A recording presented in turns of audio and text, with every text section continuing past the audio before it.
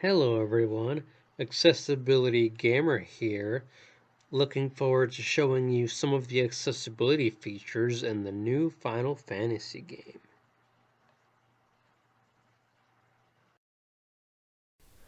The Final Fantasy series is a series with a very lengthy history, and while this is its first step towards accessibility, it is a great first step.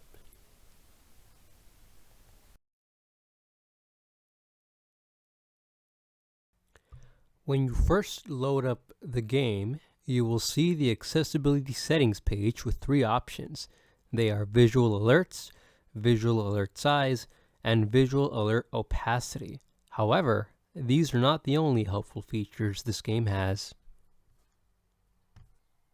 Navigation in Final Fantasy XVI is handled in two different ways. First, you can press the L3 button and the camera will be pointed to the direction of the next story mission, with a visible marker showing you where to go. There is no audio ping, and the character will not move to match the change in camera angle. However, this is a helpful way to make sure you do not get lost.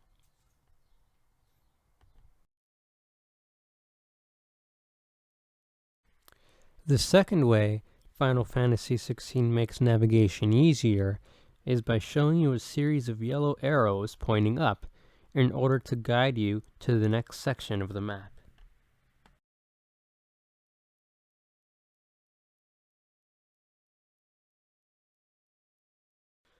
Another helpful addition is the big circular white cursor with a white dot in the center. It is very helpful in making sure I don't lose where I am when navigating the menu.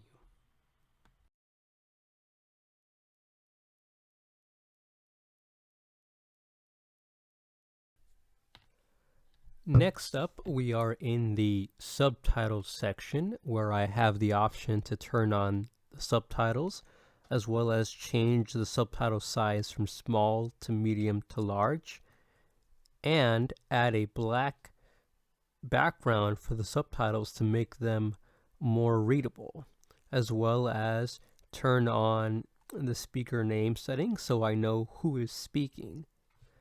Additional settings include hearing impaired subtitles, which help describe the events of what is going on, as well as turning on the NPC chatter log, which just shows the text of which NPCs are speaking in the background.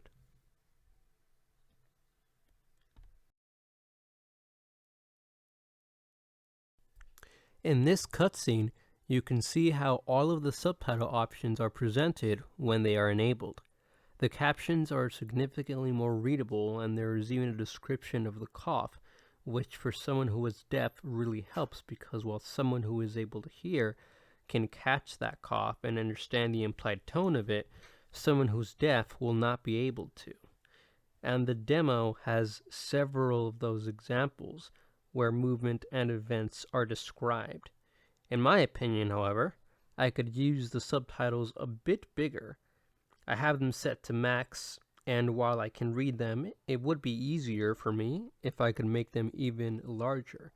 But it is still an improvement compared to the previous Final Fantasy's subtitle size. When it comes to motor skills, the game offers a few items that make the fast action combat of the game easier for fans who are used to the traditional slow turn-based nature of combat in earlier Final Fantasy titles, or for those who have challenges inputting rapid button taps on controllers in short succession. Equipping the Ring of Timely Focus slows down time, allowing you more time to manually evade an attack. In contrast to that, the Ring of Timely Evasion allows you to automatically evade attacks as long as they are attacks you're able to avoid. The Ring of Timely Strikes allows you to perform chain combinations simply by pressing the R1 button, which is both helpful for those who are motor impaired and for those who have cognitive impairments and may struggle with remembering combo chains. The Ring of Timely Healing automatically uses healing potions whenever your health falls below a certain amount, which is one less thing for you to worry about.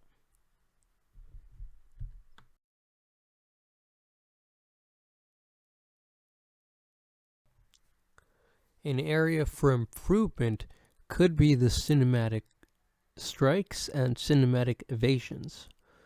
When they are first introduced, they have instructions on what button to press in order to perform either a cinematic strike or a cinematic evasion.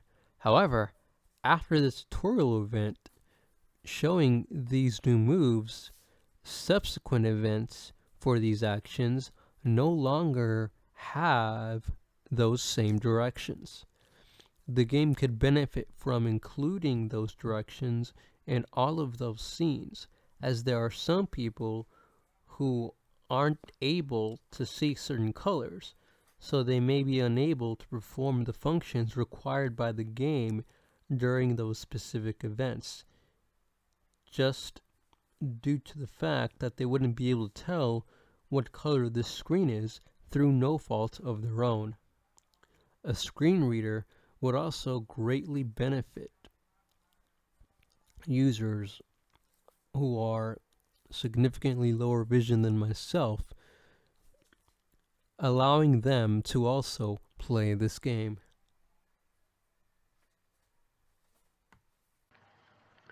Take this boss fight. In this section, I have to perform a cinematic strike. However, there are no longer any instructions on what to do. So while I am able to do so because I have no problem seeing blue, someone with different visual impairments than myself might be confused as to why there is a sudden R1 prompt on the screen and may also not be able to notice the timer.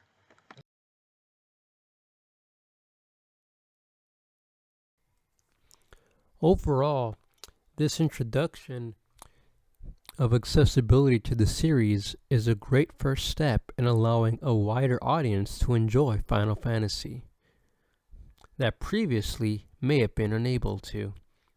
I'm looking forward to seeing how the full game does when it releases in just a few days. What settings did you find helpful? Will you be playing the game?